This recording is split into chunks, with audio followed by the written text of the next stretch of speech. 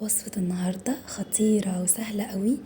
بكاتا اقتصادية من غير كريمة، من غير مشروم، من غير افتكاسات كتيرة، فحلوة قوي قوي وسريعة جدا. انا خلصت في خلال ربع ساعة، كان كل حاجة خلصانة وكل حاجة طعمها تحفة. بجد اي حد هيدوق الوصفة هتعجبه، متأكدة مليون في المية.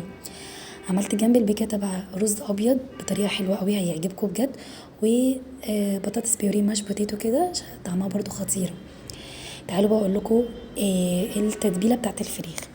انا استخدمت اول حاجه صدور بانيه، وهكتب لكم التوابل عشان ما نضيعش وقت. دي التوابل بقى اللي استخدمتها. هبدأ بقى اقلبها مع بعض كويس. انا بحب احط في علبة عشان احط الفراخ فيها واشيلها على طول في التلاجة عشان اسيبها شوية كده تاخد وتدي مع بعض في التلاجة. هبدأ بقى اعمل مساج كده لطيف للفراخ وندلعها كده عشان التوابل تندمج فيها كويس وتتشرب منها. بس كده وهنغطيها زي ما قلتلكوا، هسيبها شويه في التلاجة. طبعا الاحسن لو هتسيبيها قبلها بيوم او تسيبيها ساعتين 3 براحتك، يعني كل ما هتحطيها كل ما هتدي طعم احلى واغنى. هبدأ بقى اجهز البطاطس. هقطعها اي تقطيع عادي مش هتفرق معانا لانها في الاخر هتتهرس يعني فمش هتفرق. هحطها بقى في ميه كده على النار وهسيبها تتسلق كويس جدا جدا. عبال بقى ما تتسلق هجيب طاسه وهحط فيها سمنه، ممكن سمنه على زيت عادي، وهسيبهم كده تسخن كويس قوي. وهبدا احط الدجاج بتاعي. اول ما ياخد لون كويس وحلو كده هبدا اقلبه الناحيه التانية واسيبه يستوي براحته. عبال بقى ما ياخد لون من الناحية التانية هكون بكمل البطاطس. هاجي بقى احط عليها مكعب زبدة على حتة سمنة بلدي كده صغننة بتدي طعم كده جميل وريحة حلوة، واحط بقى رشة ملح رشة فلفل وشوية لبن صغيرين ما تكتريش عشان ما تبقاش صايصة معانا كده. هنبدأ بقى نضربها. ممكن تضربيها بهاند بلندر، ممكن تهرسيها كويس قوي، او يعني تعمليها في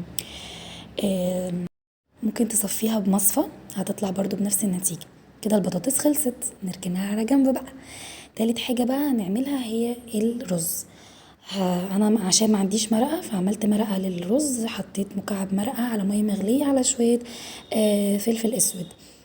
والرز بقى غسلته كويس وصفيته، وجبت الحله بقى حطيت فيها شويه سمنه برضو. لما سخنت حطيت عليها الرز وهبدا اقلب الرز كده لحد ما يفلفل شويه معايا في السمنه كده. وبعدين هبدا احط المرقه اللي انا عاملاها. بصوا بقى الخطوه اللي جايه دي حلوه قوي وبتخلي الرز بقى في حته تانية خالص. مش عارفه انتوا بتعملوها في الرز الابيض ولا لا، بس انا بحب اعملها وكانت امي هي اللي كانت بتعملها فبجد بتبقى تحفه.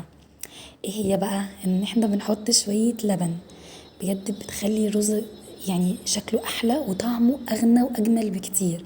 هنحط حوالي مثلا ربع كوبايه، يعني نص كوبايه الا شويه كده يعني.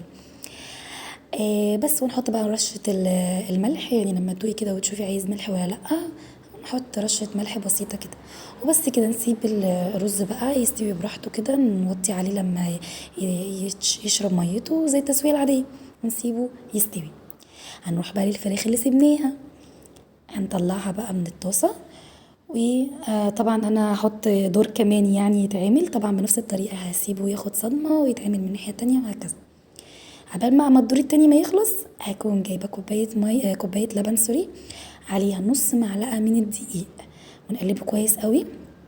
ونيجي بقى على الطاسه في نفس البهاريز اللي نزلت وكده هنحط حته بصله صغننه، يعني نص بصله صغيره ما تكتريش يعني. وهنسيبها تتحمر شويه في الصوص في الزيت بتاعي او السمنه. بعد ما تتحمر شويه هنحط خليط اللبن اللي عملناه بالدقيق وهنقلبه. انا كان الصوص تقل معايا شويه عشان الدقيق، حاسه ان انا كترته شويه فانا زودت شويه لبن على فكره، بس الحته دي ما اتصورتش. زودت شويه لبن صغيرين وفضلت اقلب كده عشان الصوص يخف سنه بسيطه، يعني انا مش عايزاه خفيف ومش عايزاه تقيل عشان يلزق كده في الفراخ ويكون حلو. طبعا هبدا بقى انزل الفراخ زي ما انتم شايفين في الصوص، وهسيبهم كده بقى ياخدوا يدوا مع بعض شويه صغيرين كده 5 دقايق ولا حاجه ونقفل عليهم. بجد اطعم واجمل وصفه هتعمليها. انا خلصت بسرعه والاكل كان طعمه خطير.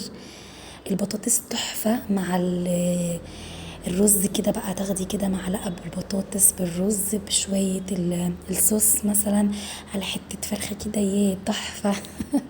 بجد الاكل كان حلو قوي وعجبني، والوصفة دي بجد نفسي كلكم تجربوها عشان بجد مش هتندموا، هتعتمدوها على فكرة. متأكدة انكم لو جربتوها بنفس الطريقة هتعملوها على طول. جربوا بقى وقولوا لي رأيكم. باي.